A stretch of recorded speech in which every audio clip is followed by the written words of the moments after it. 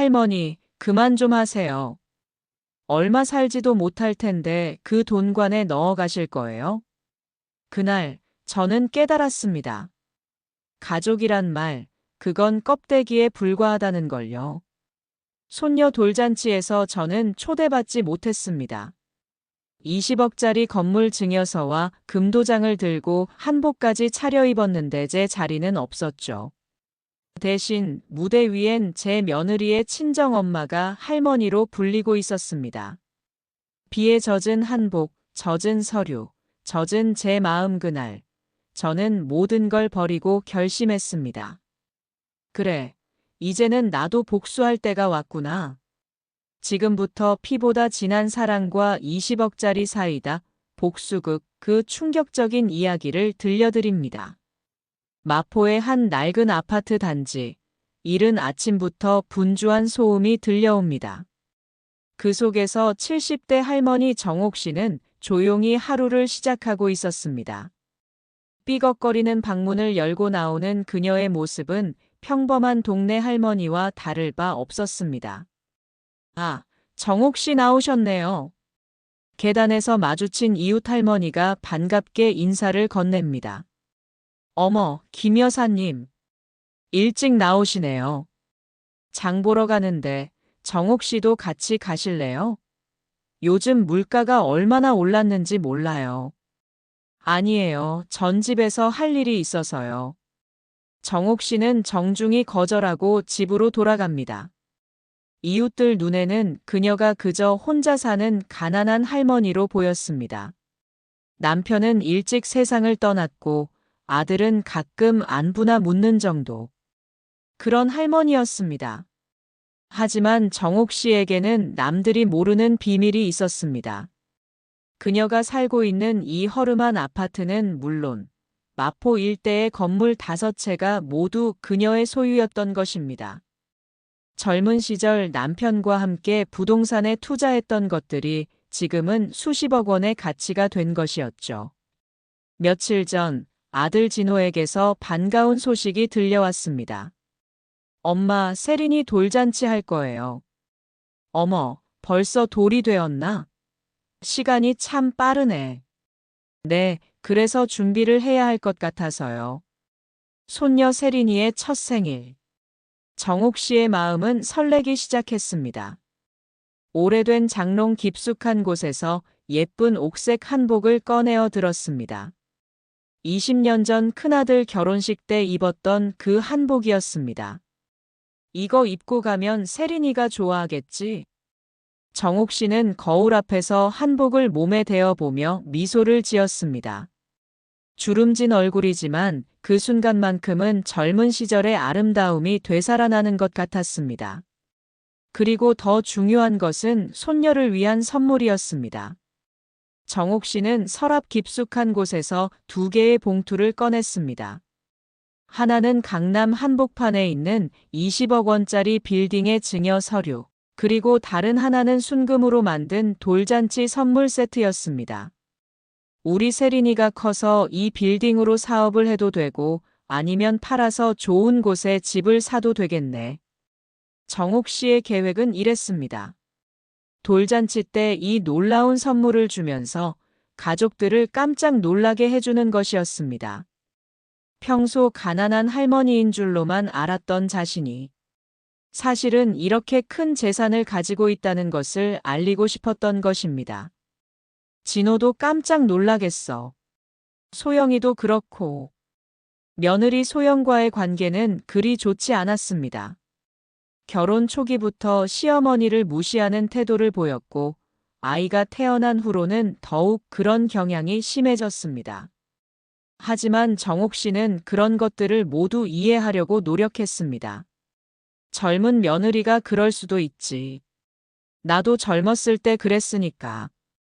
일주일 후 아들 진호가 집을 찾아왔습니다. 평소보다 어딘가 어색한 모습이었습니다. 엄마, 돌잔치 준비는 어떻게 되세요? 응, 한복도 준비했고 선물도 준비했어. 그런데 정확히 언제 어디서 하는 거야? 아, 그게 아직 장소를 정하는 중이에요. 장소를 정하는 중. 벌써 일주일 전인데.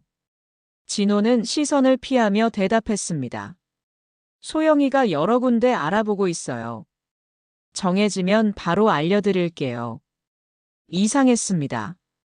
보통 이런 중요한 행사는 미리미리 계획을 세우는 것이 당연한데 이렇게 막판에 장소를 정한다는 것이 이해가 되지 않았습니다. 하지만 정옥 씨는 아들을 믿기로 했습니다. 그래, 알았어. 그럼 정해지면 꼭 알려줘. 네, 엄마. 그럼 저 가볼게요. 진호는 서둘러 집을 나섰습니다. 뭔가 숨기는 것 같은 표정이었지만 정옥 씨는 단순히 돌잔치 준비 때문에 바쁜 것이라고 생각했습니다. 며칠 후 정옥 씨는 돌잔치 선물로 줄 금부치를 점검하러 근처 금은방에 들렀습니다. 그런데 그곳에서 뜻밖의 대화를 듣게 됩니다. 언니, 돌잔치 준비 힘들죠? 정말 힘들어요. 신라 호텔에서 300명 초대하는 거라서요. 정옥 씨는 귀를 의심했습니다. 신라 호텔에서 300명? 그것도 이미 확정된 것처럼 말하고 있었습니다. 와, 대단하네요. 그런데 시어머니는 어떻게 하세요? 아, 그분은 너무 촌스러워서요. 신라 호텔 같은 곳에서는 좀 그렇잖아요. 아, 그러게요. 이해해요. 정옥 씨는 몸이 얼어붙는 것을 느꼈습니다. 그 목소리, 며느리 소영의 목소리였습니다. 그리고 그 말을 듣고 있던 상대방도 고개를 끄덕이고 있었습니다. 그래서 친정 쪽만 초대했어요. 시댁 쪽은 다 빼고요. 그게 나을 것 같아요. 분위기도 그렇고. 집으로 돌아온 정옥 씨는 한동안 아무것도 할 수 없었습니다. 모든 퍼즐 조각이 맞춰지고 있었습니다. 아들이 구체적인 날짜와 장소를 말하지 않았던 이유, 어색한 표정의 이유가 이제 명확해졌습니다. 나를 초대하지 않을 생각이구나. 옥색 한복이 걸려있는 방을 바라보며 정옥 씨는 깊은 한숨을 쉬었습니다. 20억 원짜리 증여 서류와 금부치가 놓여 있는 것도 이제는 허무하게 느껴졌습니다. 그래도 내 아들인데. 설마 정말로 나를 빼고 할까? 정옥 씨는 마지막까지 아들을 믿고 싶었습니다. 어쩌면 자신이 잘못 들었을 수도 있고 아니면 소영이 농담으로 한 말일 수도 있다고 생각했습니다. 하지만 며칠이 지나도 연락은 오지 않았습니다. 그리고 동네 사람들을 통해 신라 호텔에서 큰 돌잔치가 있다는 소식만 들려올 뿐이었습니다. 돌잔치 당일 정옥 씨는 이른 아침부터 준비를 시작했습니다. 옥색 한복을 정성스럽게 차려입고 머리도 단정하게 빗어 올렸습니다. 거울 속 자신의 모습을 보니 그래도 손녀의 할머니답게 보였습니다. 설마 정말로 나를 빼고 할까? 그래도 내 손녀인데. 정옥 씨는 20억 원짜리 증여 서류와 금부치를 정성스럽게 포장했습니다. 비가 오기 시작했지만 그녀는 개의치 않았습니다. 택시를 타고 신라 호텔로 향했습니다. 아저씨, 신라 호텔 가주세요. 네, 알겠습니다. 오늘 무슨 좋은 일 있으세요? 손녀 돌잔치요. 아, 그러시군요. 축하드려요. 택시 기사의 축하 인사가 마음에 따뜻하게 와닿았습니다. 정옥 씨는 창밖으로 내리는 비를 보며 마음을 다잡았습니다. 그림 3-2. 신라 호텔에 도착한 정옥 씨는 입구에서 놀라지 않을 수 없었습니다. 정말로 성대한 잔치가 벌어지고 있었습니다. 300명이 넘는 하객들이 모여 있었고 화려한 장식과 함께 웅장한 분위기가 연출되고 있었습니다. 어머, 아주머니. 입구에서 만난 사람은 남편의 여동생이었습니다. 그녀는 정옥 씨를 보자 당황한 표정을 지었습니다. 어떻게 여기에? 무슨 소리야? 내 손녀 돌잔치인데 내가 와서 이상한가? 아, 그게. 형님, 진호가 말하지 않았나요? 뭘 말하지 않았다고. 남편의 여동생은 난처한 표정으로 주변을 둘러보더니 작은 목소리로 말했습니다. 오늘 잔치에는 친정 쪽만 초대했대요. 시댁 쪽은 전부 빼고요. 정옥 씨는 머리가 어지러워지는 것을 느꼈습니다. 정말로 자신이 들은 것이 사실이었던 것입니다. 그럼 나는 어쩌라고? 그게 미안해요, 형님. 나도 어떻게 해야 할지 모르겠어요. 정옥 씨는 떨리는 다리로 잔치 회장 안을 들여다보았습니다. 무대 위에서는 소영의 어머니가 할머니라고 불리며 박수를 받고 있었습니다. 그녀가 서야 할 자리, 그녀가 받아야 할 박수였습니다. 저분이 할머니래요. 예쁘시죠? 주변 사람들의 이야기가 들려왔습니다. 정옥 씨는 더 이상 견딜 수 없었습니다. 정옥 씨는 비에 젖은 채 호텔을 나섰습니다. 손에 들고 있던 20억 원짜리 증여 서류와 금부치 모두 빗물에 젖어 있었습니다. 옥색 한복도 비에 젖어 색이 바래 보였습니다. 택시 안에서 정옥 씨는 말없이 눈물을 흘렸습니다. 기사 아저씨가 뻥미러로 그녀의 모습을 보더니 조용히 물었습니다. 댁이 어디신가요? 마포. 마포 아파트로 가주세요. 네, 알겠습니다. 택시는 조용히 비 내리는 도심을 달려갔습니다. 정옥 씨는 창밖을 보며 생각했습니다. 50년 동안 정성스럽게 키운 아들이 이렇게 자신을 배신할 줄은 몰랐습니다. 집에 돌아온 정옥 씨는 젖은 한복을 벗지도 않은 채 방바닥에 주저앉았습니다. 온몸이 젖어 있었지만 그보다 마음이 더 차가웠습니다. 평생 모아온 재산, 아들을 위해 준비한 모든 것들이 이제는 아무 의미가 없어 보였습니다. 내가 뭘 잘못했을까? 정옥 씨는 자신의 인생을 되돌아보았습니다.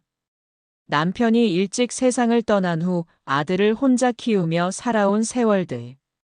아들이 결혼할 때도 손녀가 태어났을 때도 항상 뒤에서 조용히 지켜보기만 했습니다. 너무 조용히 살았나? 그래서 만만하게 본 건가? 시간이 흘러 밤이 되었지만 정옥 씨는 여전히 그 자리에 앉아 있었습니다. 젖은 한복이 몸에 달라붙어 불편했지만 일어날 기력도 없었습니다.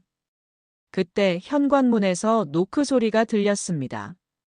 할머니, 저예요. 지연이에요. 박지연, 근처 청소년 센터에서 일하는 20대 후반의 사회복지사였습니다. 몇 달 전부터 정옥 씨와 인사를 나누며 지내왔던 젊은 여성이었습니다. 할머니, 계세요? 정옥 씨는 일어나 문을 열었습니다. 지연은 정옥 씨의 모습을 보고 깜짝 놀랐습니다. 어머, 할머니. 왜 이렇게 젖어 계세요? 아, 지연아. 지연은 재빨리 정옥 씨를 부축해 앉혔습니다. 그리고 수건을 가져와 정옥 씨의 머리를 말려주기 시작했습니다. 할머니, 무슨 일 있으셨어요? 왜 이렇게 젖어 계시는 거예요? 정옥 씨는 처음에는 아무 말도 할 수 없었습니다. 하지만 지연의 따뜻한 손길에 마음이 녹아내리기 시작했습니다. 지연아, 내가 정말 쓸모없는 할머니인가 보구나. 무슨 말씀이세요? 왜 갑자기 그런 말씀을 하시는 거예요? 정옥 씨는 오늘 있었던 일을 차근차근 이야기해 주었습니다.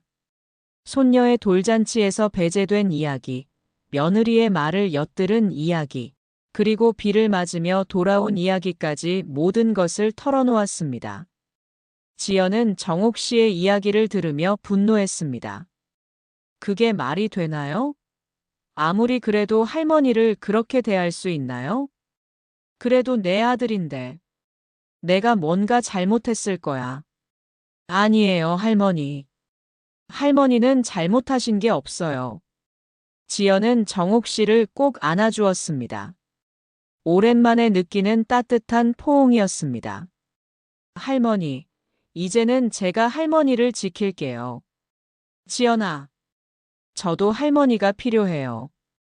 저 혼자 청소년 센터에서 일하는 것도 힘들고 앞으로 카페도 운영하고 싶은데 조언해 줄 분이 필요해요. 지연은 자신의 꿈에 대해 이야기하기 시작했습니다. 어려운 환경의 청소년들을 위한 카페를 운영하고 싶다는 꿈, 그리고 그 일을 위해 정옥 씨 같은 인생의 선배가 필요하다는 이야기를 했습니다. 진짜 가족은 피가 아니라 마음이잖아요, 할머니. 그 말을 들은 순간 정옥 씨의 마음에 다시 불씨가 타오르기 시작했습니다.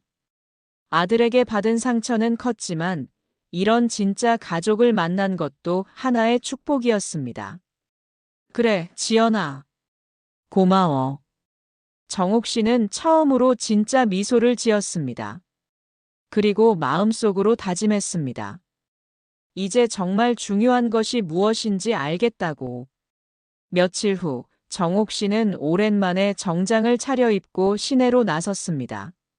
목적지는 오래전부터 거래하던 김 변호사의 사무실이었습니다. 어서 오세요, 정옥 씨. 오랜만이시네요. 네, 변호사님. 오늘은 중요한 일이 있어서 왔습니다. 김 변호사는 정옥 씨의 진지한 표정을 보고 호기심을 나타냈습니다. 어떤 일이신가요? 제 모든 재산을 다른 사람에게 증여하고 싶습니다. 네. 갑자기 왜 그런 결정을 하시는 거죠? 진호 씨에게 주시는 건가요? 정옥 씨는 고개를 저었습니다. 아니요. 박지연이라는 젊은 여성에게 주고 싶습니다. 김 변호사는 깜짝 놀라며 정옥 씨를 바라보았습니다. 정옥 씨, 정말로 그런 결정을 내리신 건가요?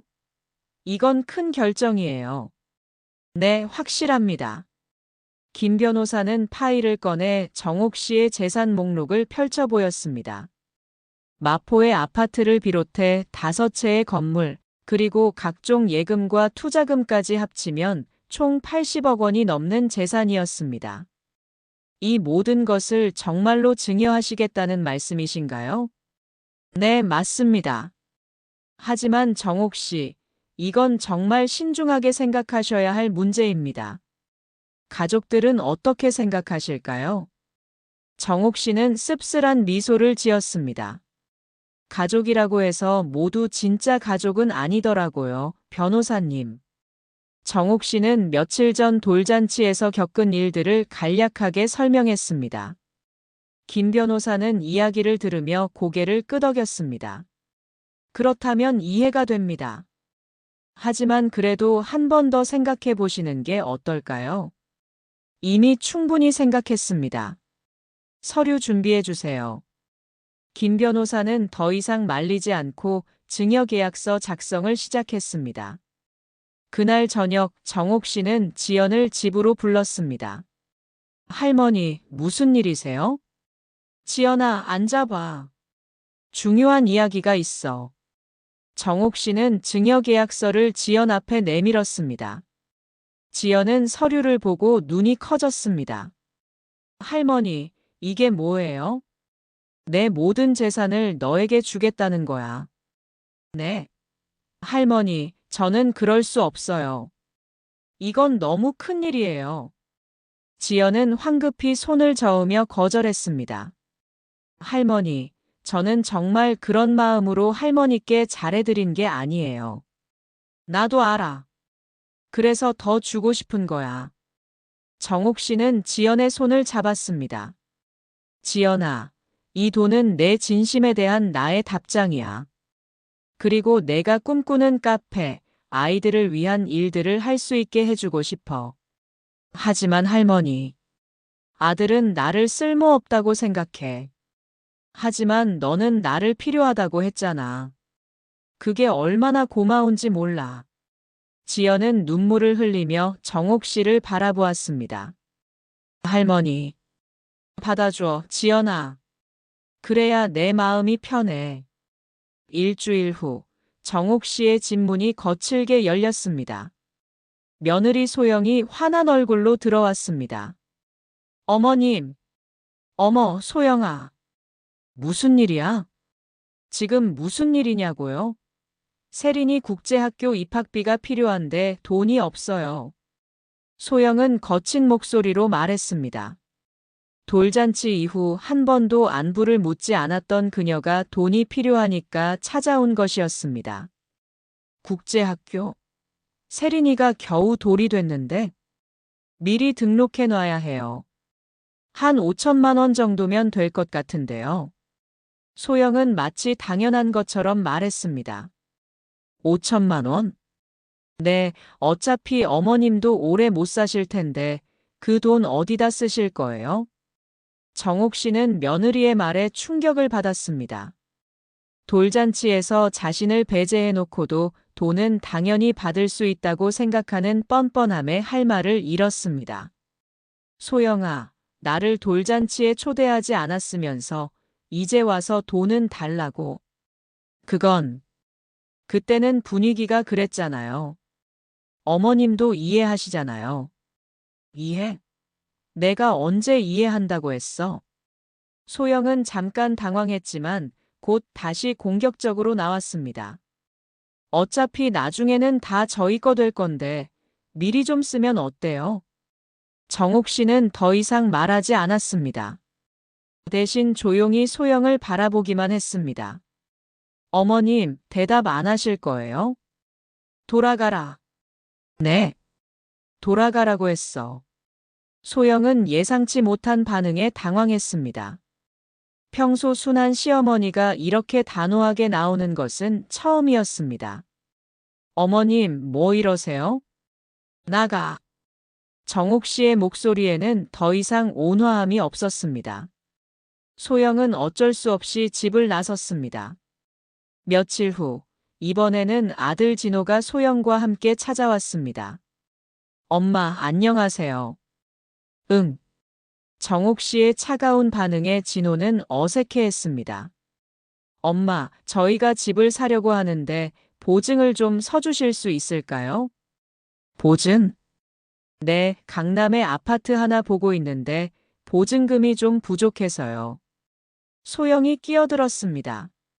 10억 정도만 보증 서주시면 돼요. 어차피 저희가 갚을 거니까 위험하지도 않고요. 정옥 씨는 그들을 조용히 바라보았습니다. 돌잔치에서 자신을 배제해 놓고도 이렇게 뻔뻔하게 돈을 요구하는 모습이 믿어지지 않았습니다. 엄마, 왜 말씀이 없으세요?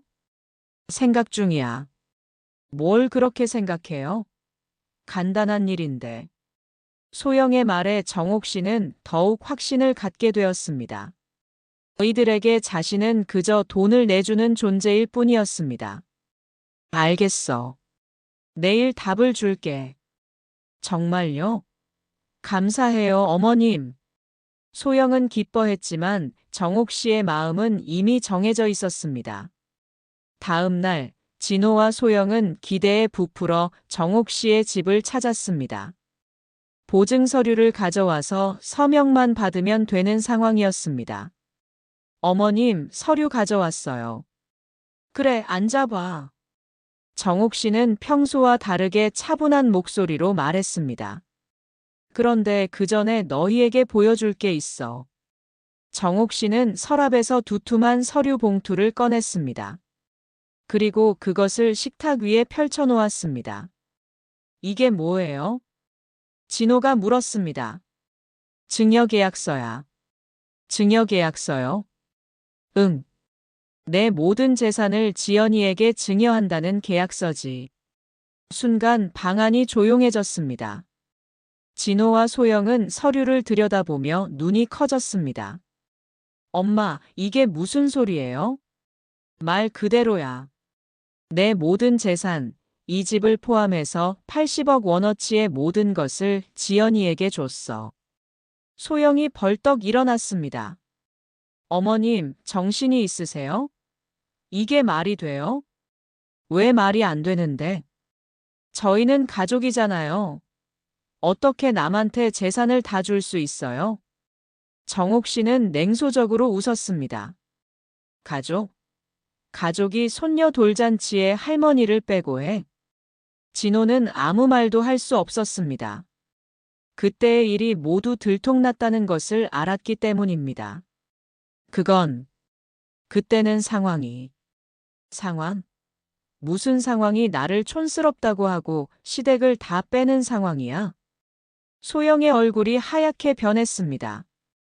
금은방에서의 대화가 들켰다는 것을 깨달았습니다. 어머님, 그때는 제가 잠깐 기분이 나빠서 50년 동안 키운 아들의 아이 돌잔치에 할머니를 빼는 게 기분 때문이야? 소영은 완전히 이성을 잃고 소리를 질렀습니다. 어머님이 너무하시는 거 아니에요? 저희가 얼마나 어머님을 모셨는데. 모셨다고? 언제? 그리고 이 증여계약이 뭐가 그렇게 대단해요?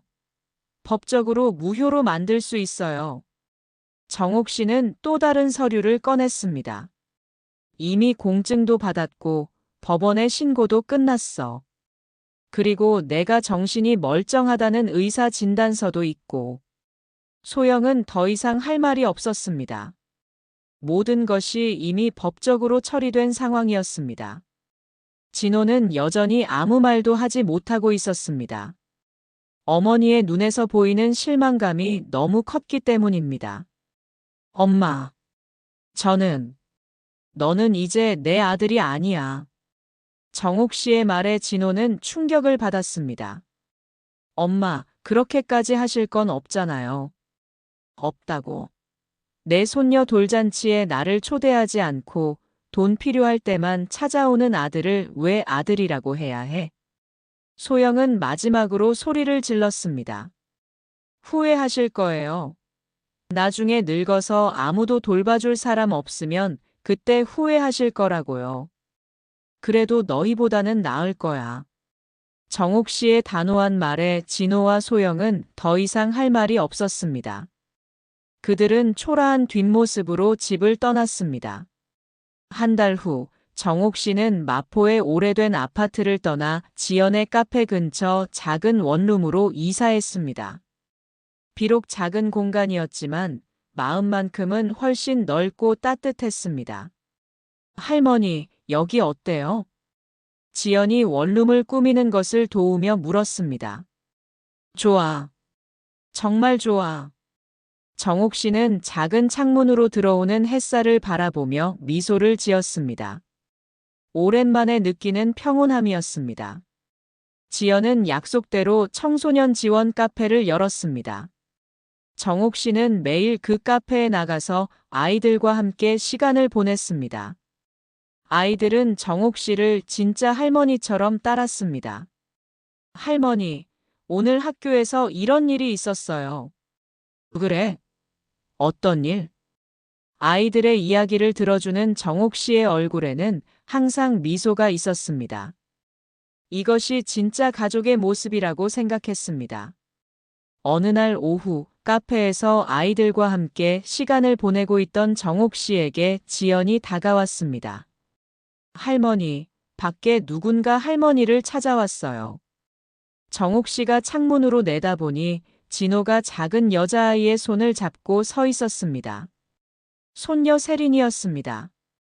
할머니. 세린이는 예쁜 분홍색 한복을 입고 있었습니다. 돌이 지나 이제 걸음마를 시작한 아이였습니다. 정옥 씨는 마음이 복잡했습니다. 아들에 대한 분노는 여전했지만 손녀에 대한 그리움은 어쩔 수 없었습니다. 진호는 문 앞에서 서성이고 있었습니다. 직접 들어올 용기는 없어 보였습니다. 정옥 씨는 작은 한복과 인형을 준비해서 창문으로 내려보냈습니다. 지연이 대신 나가서 전해주었습니다. 할머니가 세린이 주라고 하셨어요. 진호는 고개를 숙이며 받았습니다. 세린이는 작은 손으로 창문을 향해 손을 흔들었습니다. 할머니, 할머니. 그 목소리에 정옥 씨의 눈에서 눈물이 흘러내렸습니다. 하지만 이번에는 슬픈 눈물이 아니었습니다. 할머니, 다음에 또 올게요. 세린이의 맑은 목소리가 들렸습니다. 진호도 깊게 고개를 숙여 인사했습니다. 정옥 씨는 창문 너머로 그들을 바라보며 생각했습니다. 언젠가는 진호도 자신의 잘못을 깨닫고 진심으로 사과할 날이 올지도 모릅니다. 그때가 되면 다시 가족이 될 수 있을지도 모르지만 지금은 아직 그럴 때가 아니었습니다. 창밖에 햇살은 따뜻했고 카페 안에 아이들 웃음소리가 들려왔습니다. 정옥 씨는 지연을 보며 미소를 지었습니다. 지연아, 고마워. 뭐가요, 할머니? 나에게 진짜 가족이 뭔지 가르쳐줘서. 지연도 미소를 지으며 정옥 씨의 손을 잡았습니다. 저야말로 고마워요, 할머니. 할머니 덕분에 제 꿈을 이룰 수 있었어요. 정옥 씨의 새로운 인생이 시작된 것입니다. 이제 그녀에게는 진짜 가족이 있었고, 진짜 행복이 있었습니다. 그리고 무엇보다 자신을 소중히 여기는 사람들이 있었습니다. 그로부터 2년이 지났습니다. 지연의 카페는 지역에서 가장 유명한 청소년 지원센터가 되었고, 정옥 씨는 그곳에서 명예 할머니로 불리며 많은 아이들의 사랑을 받고 있습니다. 진호는 가끔씩 세린이와 함께 카페 앞에 나타나지만 아직도 직접 들어올 용기는 내지 못하고 있습니다. 하지만 정옥 씨는 언제나 창문 너머로 손녀에게 선물을 보내주고 있습니다. 소영은 더 이상 나타나지 않습니다. 아마도 다른 곳에서 돈을 구하고 있는 것 같습니다. 정옥 씨의 이야기는 우리에게 진짜 가족이 무엇인지, 그리고 진정한 사랑이 무엇인지를 알려줍니다. 피가 섞였다고 해서 모두 가족이 되는 것은 아니고, 남이라고 해서 가족이 될 수 없는 것도 아니라는 것을 말입니다. 한복 입은 할머니가 증여한 것은 단지 20억 원이 아니라 진짜 가족이란 무엇인지에 대한 통렬한 복수였습니다. 그리고 그 복수는 결국 모든 사람에게 행복을 가져다주는 따뜻한 복수였습니다. 여러분도 주변을 둘러보세요. 진짜 가족은 가까이에 있을지도 모릅니다. 혈연이 아니더라도 진심으로 당신을 걱정하고 사랑하는 사람들이 바로 당신의 진짜 가족입니다. 정옥 할머니의 이야기는 여기서 끝입니다. 하지만 그녀의 새로운 인생은 이제 막 시작되었습니다.